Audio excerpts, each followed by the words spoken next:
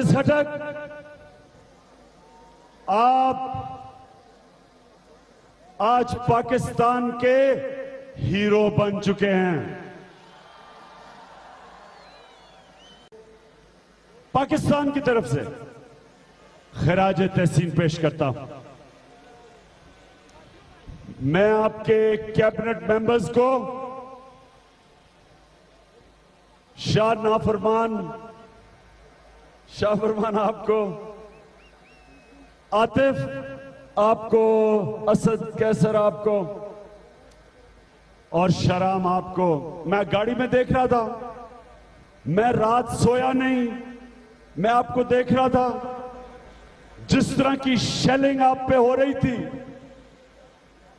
मुझे इस तरह लगा कि जिस तरह आप पाकिस्तानी नहीं, आप किसी दुश्मन मुल्क से हैं, जिस तरह का आपसे बर्ताव किया गया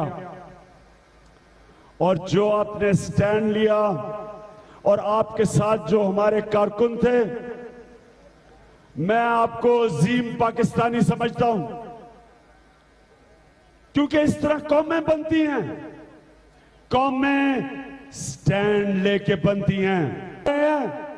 ये दोनों गीदड़ अपनी चोरी छुपाने के लिए, अपनी करप्शन बुझाने के लिए पाकिस्तानियों को लड़ा रहे हैं, सूबों को लड़ा रहे हैं, मुल्क रहे हैं, लोगों को जेलों में डाल रहे थे, लाठियां मार रहे थे। हमारी औरतों को जो उन्होंने बर्ताव किया, नवाज शरीफ, इंशाल्लाह मैं उस दिन की इंतजार कर रहा हूं, तुम और तुम्हारा छोटा भाई जेल में होंगे। जब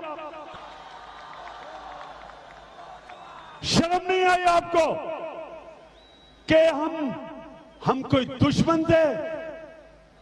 हम पाकिस्तानी अपने हक के लिए करप्शन के खिलाफ पुरअमन एहतजाज कर रहे थे।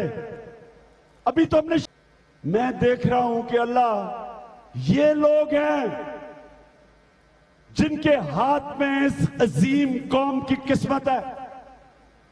वह ड्रामा क्या कर रहा है? हमने इसके फ्रंटमैन को पकड़ लिया जिससे ये पैसे लेता था। वह ड्रामा कर रहा है, मेरे पास टाइम नहीं है, मैं अपनी कौम के पास जाना चाहता हूं, मैं स्कूल में बच्चों के पास जाना चाहता हूं, अस्पतालों में मरीजों के पास जाना। शर्म करो शहबाज शरीफ, ड्रामे खत्म करो। और बड़ा भाई, अच्छा बड़ा भाई जब से पैनामा का शुरू हुआ है, कभी एक सड़क का फीता काट रहा है, कभी दूसरी सड़क का फीता काट रहा है, 3 तो इंटरनेशनल एयरपोर्ट पख्तूनख्वा में अनाउंस कर चुका है। अच्छा, और वैसे फजल रहमान, तुम मेरा शुक्रिया अदा करो।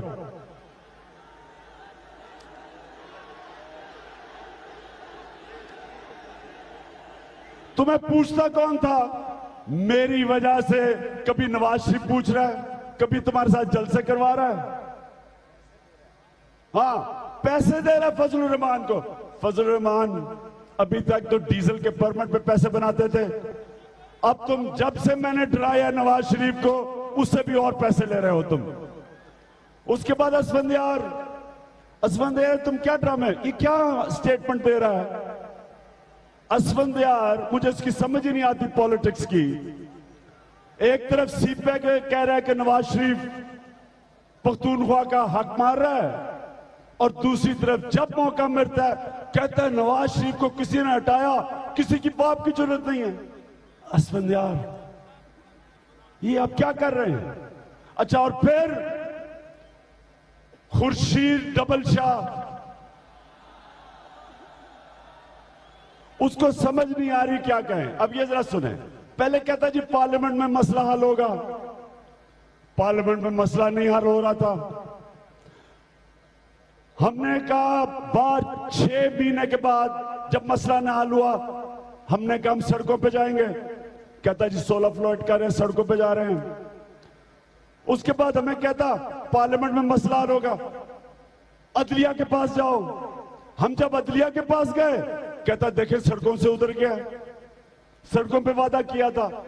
कभी इधर बात, कभी उधर बात, कोई समझ नहीं आ रही इनको, क्योंकि अंदर से नीयत प्रेसिडेंट के खिलाफ। कल ग्वाटेमाला, वो भी एक मुल्क है, उधर भी पब्लिक निकली सड़कों पे, वहां भी लोग सड़कों पे आए, कोई लाठीचार्ज नहीं हुई, कोई शेलिंग नहीं हुई, कोई लोगों को जेलों में नहीं डाला। और वहां क्यों लोग निकले? प्रेसिडेंट, ग्वाटेमाला का प्रेसिडेंट और वाइस प्रेसिडेंट के खिलाफ पब्लिक निकली, उनके ऊपर करप्शन की वजह से। लोगों ने कहा करप्ट है। तो कोई मुल्क के अंदर, मैं आप पाकिस्तानियों, आप सबको आज कह रहा हूं, ये हमारा हक है, ये एक आजाद कौम का हक है पुरअमन एहतजाज। किसी का हक नहीं है कि जब एक कौम पुरअमन एहतजाज करे, जब उसको इंसाफ ना मिले, तो आपको ये दोनों शरीफ बरादरान डंडे मारे, लोगों को जेलों में डालें, औरतों के ऊपर जो इन्होंने हमारी औरतों से किया। मैं इंशाल्लाह मैं उस दिन की इंतजार कर रहा हूं जब दोनों भाई जेलों के पीछे होंगे।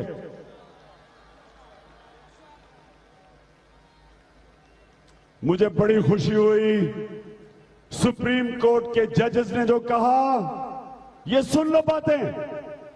जजेस ने कहा कि सारा मुल्क पैनामा की वजह से मुल्क के अंदर काम रुक गया है।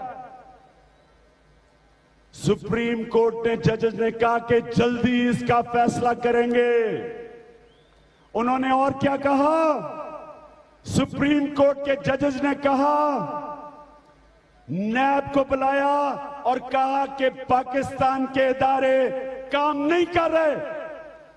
उन्होंने नैब को कहा, नैब के चेयरमैन को पूछा कि क्यों नहीं तुमने नवाज शरीफ को नोटिस भेजा, कि तुम क्या गरीब लोगों को सिर्फ पकड़ते हो?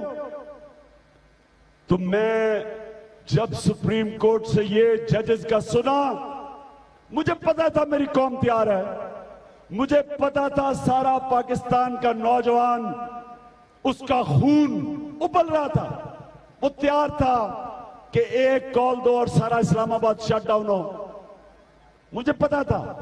लेकिन जब मैंने सुप्रीम कोर्ट के जजेस को सुना, तो मैं तो आया इसलिए था कि नवाज